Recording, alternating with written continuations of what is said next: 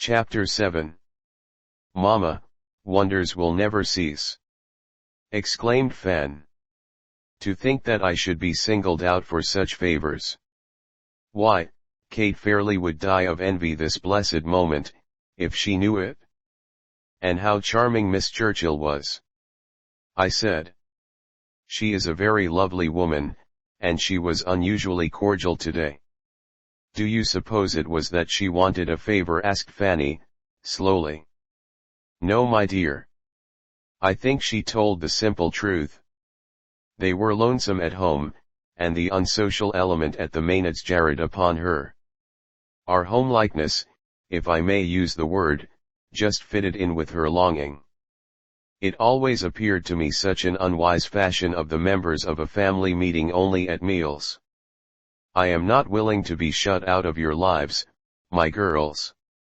And you shall not be, Mamma Mia. We will share our sorrows, and joys, and new dresses. I'll talk of sublime resignation to poverty, and then make visits in aristocratic circles. And in the meanwhile we might try on this garment. But, my dear, do not let your spirits run away with you. Flippancy is not brightness. How we all sat and sewed! Exclaimed Fan. It did not seem the least bit awkward. At all events, I cut and Rose crocheted. All that trimming is ready. Oh, Rose, it is mean for me to take all the good things of life. I thought my head would go off in that rapturous hug. And I was glad that I was not a bit jealous.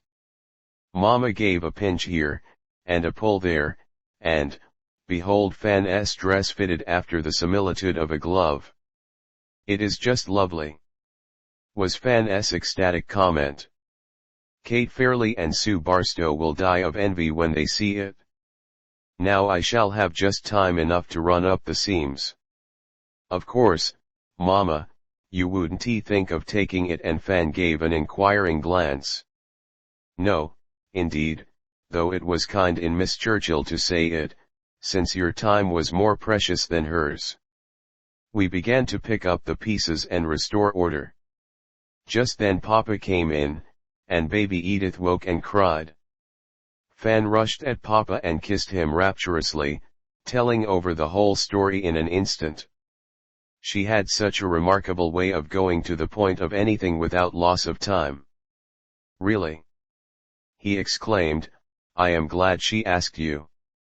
You can do a little work for the good cause tomorrow, Fanny. Oh, Papa, it is to be a whole long holiday. You lazy little girl.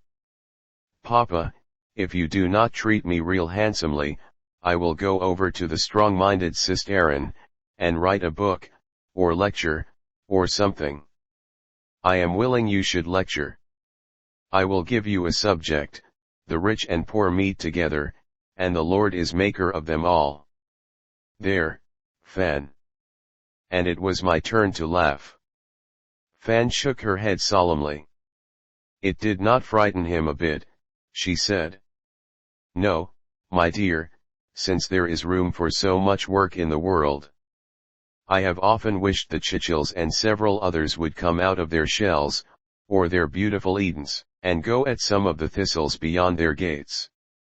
Poor people have such splendid ideas, don't they, Papa? But then rich people have all the money. There is something needed besides money. If rich people could only see how many nice and pleasant gifts and favors they could bestow without lowering themselves, which so many people are afraid of, ladies especially. The majority of the poor and ignorant are no more anxious to come up to their level, than they are to have them. We are lucky to be on the middle ground, said Fan. We cannot be accused of undue ambition, or be snubbed very severely. And yet I do think it just lovely to be rich, and I always shall. My dear, so do I, returned Papa, gravely. And we should endeavor not to array wealth against us. We may in time soften some of the prejudices on both sides. People need to see soul to soul, and not stop at the burr outside. The tinkle of a small bell reached me. I rose, sorely against my will, not daring to linger in the family bosom of temptation. The young man upstairs was continually interfering in some way. Just when you were having a nice talk, you were compelled to leave off in the middle and run away, or someone ran away from you. Why, it was as bad as parish visiting. But there was the money at the end of it, mercenary little wretch that I had become. Yet you cannot live in the world superior to all such considerations, if you are poor. I know the lilies are gorgeously arrayed, and the ravens fed, but, when you are not a lily, or not a raven, and the wants and the work come, you must endure the one, and go courageously at the other. At this point in my reflections I entered the room and encountered the wan, eager eyes. Did I interrupt you, or call you away from something pleasant? I am so sorry. I was so lonesome, and it was a good deal for him to say. Had we changed places and was I ungracious? It was not anything special. Have you been long awake? More than an hour. Then it is I who ought to apologize, I said, cheerfully. Can I get you anything? Are you not hungry? I would like to have a drink of good, cold water. I am a deal of trouble, am I not? If I were sick I would like someone to wait upon me, I said, and ran downstairs and was at the end of the garden, picking berries, so I drew the water myself, and as I brought the bucket up to the curb, the woman of Samaria came into my mind. If I could give any such comfort of living water. Did I really desire to? So far I had done barely what was required of me. It did not look half as enchanting as reading to and amusing Miss Lucy Churchill. But wasn't there a good work in it as well? I entered the room with a glass pitcher, through which the water shone and sparkled. There was such a thirsty, longing look in his eyes that I was glad to minister to him. Thank you 1,000 times, I have been wanting that for the last half hour. Why did you not ring sooner? Rose's visit to the invalid. Page 121. You had a visitor, and I call for so many things. There appears to be no end to my wants. I am ashamed of myself. But it is so tiresome to lie here helpless. What would be the next thing, if I were a fairy? I asked, laughingly. Was it my mood that made him smile? There is a tantalizing smell of honeysuckle somewhere about. Nay, don't run downstairs again. It is just on the porch. Mamma was emptying Miss Churchill's basket. A bowl of custard, a jar of wine jelly, fresh eggs, a great, creamy pot cheese, and the pears. I just took a whiff of the fragrance and passed on. Let me have a piece of it here in my hand. How odd that you should be so fond of flowers. Is it sweet blooms only? Maybe you would not approve of such a love. I like to crush them and have them about me. Not but what I admire them in vases, too, but then they do not come into my very life. Or die for you. I had said it, and then I paused in a great tremble, thinking of the other death that came through love, greater than which hath no man. Miss Endicott, he said, slowly, are you very religious? I colored, and turned my face away, then I thought of confessing before men. What should make me afraid here, except the sense of personal unworthiness? I try a little. I have not gone very far in the way. I know some people who are very religious, he went on, and I dislike them. That was another reason why I did not want to come here, because your father was a clergyman. But you always appear to have such nice, enjoyable times. You talk over everything with him and your mother. Why should we not? It would be strange if they were not interested in all that concerns us. And bringing home a bit of pleasant talk or some bright and amusing incident is like adding a sheaf to the general granary. Does it not seem as if each one ought to contribute to the fund of happiness? I suppose it is a good deal in the way you look at it. And the having a home, Maybe. Yes, I said, that is the great thing, or next to the having a mother. What if I were seized with a fit of confessing my sins, would that be added to the general fund? I think we have all been brought up to respect a confidence, I answered, a trifle wounded. But it would be better to confess them to Papa. I might not want to, and he gave a short laugh that did not seem at all natural. In fact, there are very few people who suit me, or attract me. The same can, doubtless, be said of me. Do you know, and I have never owned it before in my life, I am sometimes jealous of Stuart. Everyone takes to him, likes him, and he is no better than other people. He is not always truthful, he is awfully selfish, and heartless, too. Only he has that sunny, glowing way with him, and most people are such fools that they cannot see through it. So he gets credit for sweetness, when it is only a matter of temperament, I returned, filling up the long pause. Exactly. Why cannot others understand that it is so? Because nearly everyone likes roses better than thorns. We naturally shrink from a rough, prickly outside. No matter if the kernel is sweet, everyone, you know, cannot wait years and years for it to open. And you seem to shut yourself up. There is nothing to show, so I make no pretense, he answered, in a dry, hard tone. I hate froth, and all that. Yet I suppose the waterfall is much prettier for the spray and bubbles. Frail as they are, they reflect many beautiful tints. And I suppose God could have made apples just as well without such showers of fragrant blooms, and he may put some people in the world for the sake of the blossom and the sweetness rather than the fruit. What an idea! I should think you would be educated to consider the strictly useful. But all things that God has made have their uses. You keep to the text that God does it all. It is a woman's province to believe, I fancy. There was a little sneer in that. Does unbelief render men so much happier that they love to cling to it? I asked. Oh, they are dipping into science and philosophy, and see so much more of the world, he replied, loftily. I turned to the window and was silent. There! He exclaimed, I have vexed you. No. I returned, I am not vexed.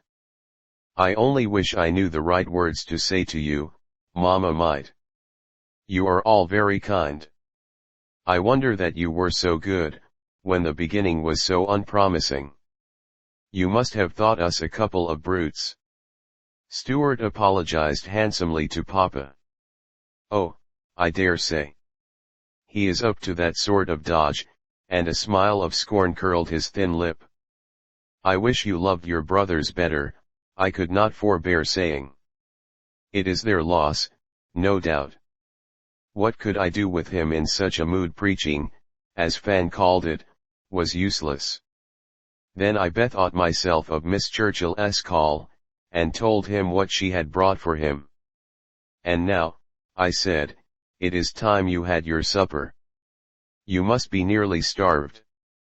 With that I ran downstairs. Yes, I did like bright, pleasant people. Mama's cheery ways and Papa's sweetness were worth more than doses of science and philosophy, since we have to live in a workday world, and cannot soar up to the clouds. It is just the everyday being that is life, not the grand dreams that never come to pass. I prepared the tray and took it, standing it on a table at the bed's side. When I returned, the little group were in their accustomed places, with Papa ready to ask the blessing. I slipped quietly into the circle. When I went to bring the dishes down, I remarked a peculiar expression upon Louis' face. Miss Rose, he began, I want to know how it feels to be generous, therefore I shall give you a holiday this evening. I must resolve to stay alone now and then. Are you quite sure? Quite, and he waved his hand, smilingly. I did want to go down to the store with Fan, so I was glad of the permission. Stuart started to accompany us, but two of the village boys came to call on him. I was relieved, for I wanted to stop on the way and see one of my Sunday school children. Fan bought her braid, and we found the baby at the day S was sick, and Betty had to stay at home to help take care of it. Poor thing, how wild and wan it looked, so different from our rosy Edith. Mrs. Day's house was generally in disorder. She was a hard-working woman in some respects, for she was always at it. Her husband was a gardener and day laborer, earning his $12 a week pretty regularly, and they owned a small cottage and garden, that Mrs. Day Sr. had left them. Yet they always looked very poor. Yes, Mrs. Day was saying, I couldn't spare Betty on Sunday. Husband went over the river to see his cousin, and took little Jim. I'd been hard at work all the week, and was clear beat out, up half the night, too. And I don't see as the baby gets a bit better. You don't know what it is to look after a baby all alone by yourself, and not have a soul to raise a finger for you. But Betty helps a good deal. I returned, for I could not bear to have the child so underrated. A girl like that can't do much at the best. Now, if I had one or two grown up, as your mother has. She always thought if she only had something another person possessed, she should be happier. I wondered a little how she would get along with Mama's cares and worries, and sewing, to say nothing of the demands from outside. Ask your ma if she cannot come over. Hardly a soul has been in, and I can't go anywhere for a bit of change. But poor people have to do the best they can in trouble. I promised, and spoke a few words of cheer to sad-eyed Betty.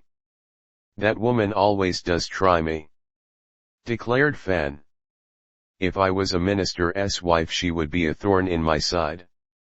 How many poor, inefficient people there are in this world, and the worst feature appears to be their inability to learn anything. I do not believe they try in good earnest. Yet I feel sorry for her. Well, yes, and the poor sick baby. But if her room had been swept, her dishes taken to the kitchen, and her hair combed, and a collar on, how it would have altered the aspect of the place. And she seems to think everyone else in the world has it so much easier. This is one of the places where one must not weary in well-doing, Papa would say, was my rejoinder. You are a good little girl, Rose. I have not half your faith or patience. I wonder if I shall be of any real and sensible use in this world. You can try tomorrow. The house will be clean. I am afraid I should not want to go, otherwise, she returned, laughingly. The man came over for her the next morning, quite early, having been to the village on business. We felt that she was going off in state, but I suppose it was on account of its being the west side and the Churchills, for Fan somehow was fortunate in having plenty of rides fall to her share. She uttered a laughing goodbye and they drove away. It seems odd how one event comes out of another, like the wonderful Chinese transformations. You open a ball and the article inside is one you would never have guessed at. You go to some place, and one trifling incident changes the course of one's whole life, or a few words that some person utters carelessly brings about a new train of thought and action, and your life is not quite the same afterward. The Churchill mansion had a look of the old nobility. It was 2 stories, with a great, double-pitched roof, and wide, overhanging eaves. Just the old fashion of white and green. But the blinds were never faded, and the exterior never soiled. A porch on the front and one side, upheld by square, white columns, and on the other side the gravelled roadway to the barn. A lawn in front, terraced twice, with clumps of blossoming shrubs, or dainty beds cut out sharply in the grass. For the house stood on a slight hill which gave it a still more commanding appearance. But around, just a trifle removed, to let in the sunshine, stood the glory of it all. Great trees, elms, maples, a giant black walnut, hemlocks that must have grown nearly 100 years, firs, spruce and larches waving their long fringy arms. No modern sacrilegious hands had come near to disturb them. Birds built in their branches year after year, and the sunshine sifted through on the grass. It was a warm morning and Miss Lucy's reclining chair had been wheeled out to the shady side of the porch. She was dressed in white with pale pink roses in her hair and at her throat. Just turned of 30, she had the Churchill maturity with a certain delicate girlishness. You could imagine Miss Esther being a handsome and stately old woman, but it seemed as if Miss Lucy must always stay where she was. Mr. Churchill came to help her out, Miss Esther welcomed her warmly, and Lucy put forth her hand with a smile. I was afraid we might be too early, but Abner had to go over on business, and we told him to wait if you were not ready. Did you have a pleasant ride? It is very kind of you to come. I hope I shall not tire you out before the day is over, said Miss Lucy. Oh, you will not, I am sure, Fanny returned with her bright smile. I am delighted to come. And the sewing Miss Churchill exclaimed. I did all the long seams last evening, and Rose is to bind my trimming for me, but I am much obliged. What industrious girls you are. I am almost conscience smitten. Are you quite sure you could be spared? Yes, indeed. Don't think of that, please, Miss Churchill. Will you sit here a while? The air is so fresh and fragrant. The greater part of my going out amounts to this only, so I am thankful for the beautiful prospect. Look at those woods over there. Another knoll dark with evergreens as tall as those around the house. At a little distance an adjoining hill, but in the level opening between, there was a field of ripening wheat which looked like a golden sea. Fan spoke of it. How odd, returned Miss Lucy, I have had the same thought dozens of times in the last fortnight. I sometimes imagine that there is a lovely undiscovered country just beyond, and what it is like. I am glad that I cannot go out to discover it, that would take away half the charm.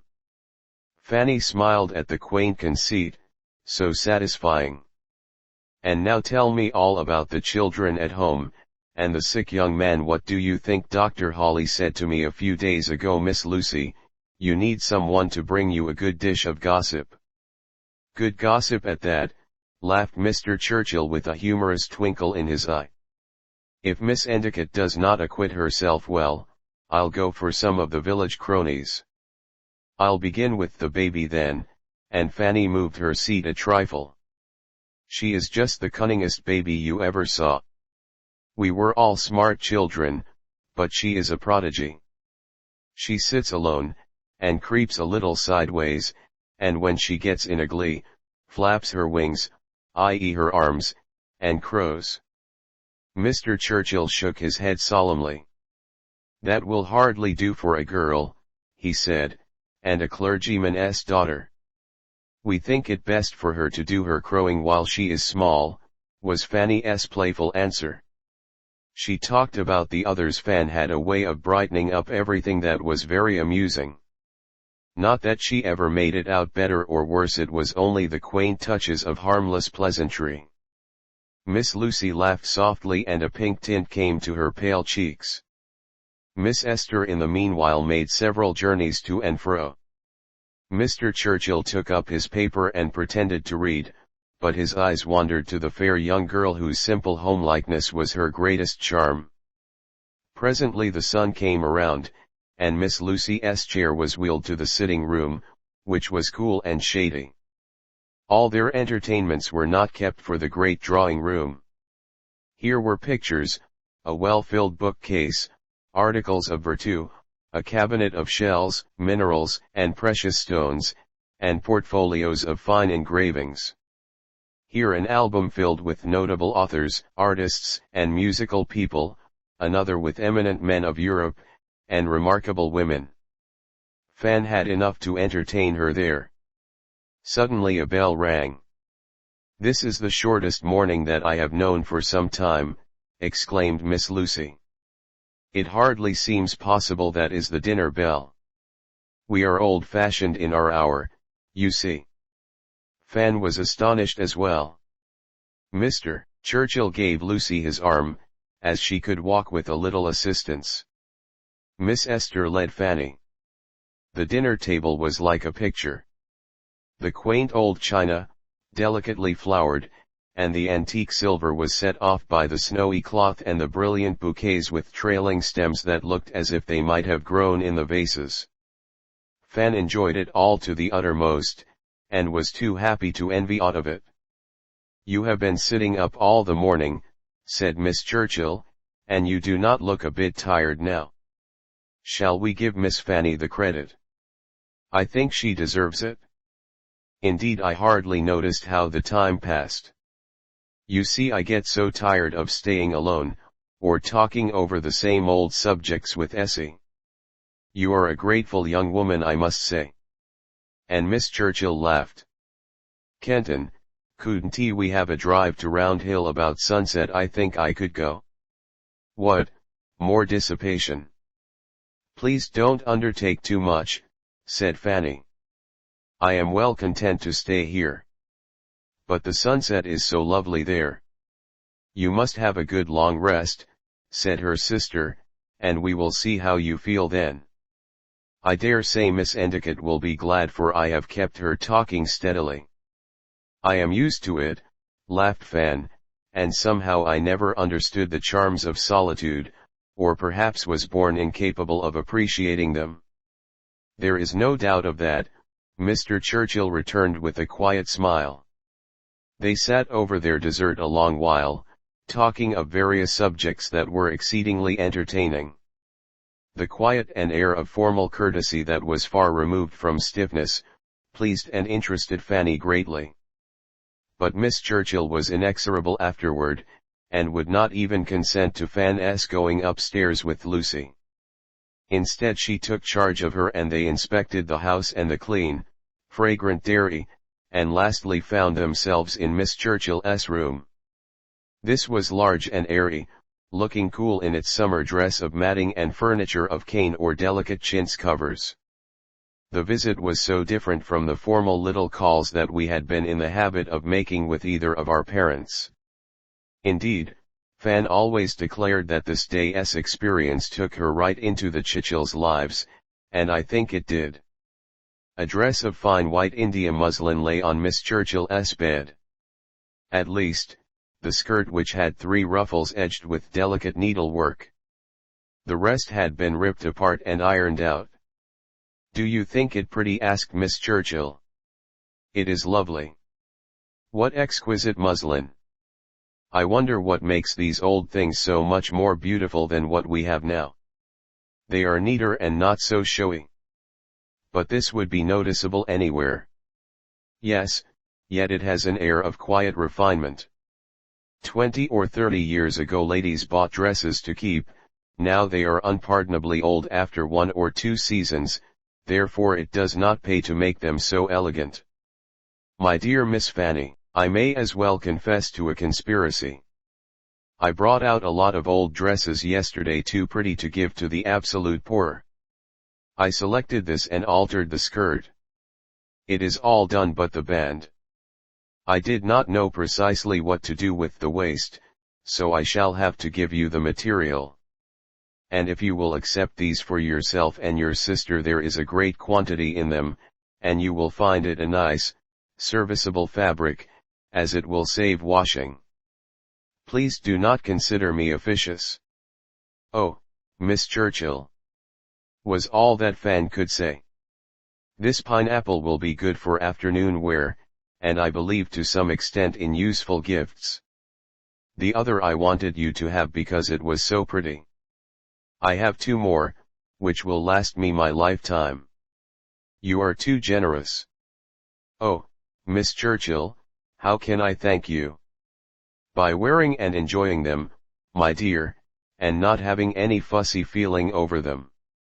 just as if they had come from an ant, for instance. I do not believe your mother will object. She is too truly a lady to fancy that I desire to place you under any obligation.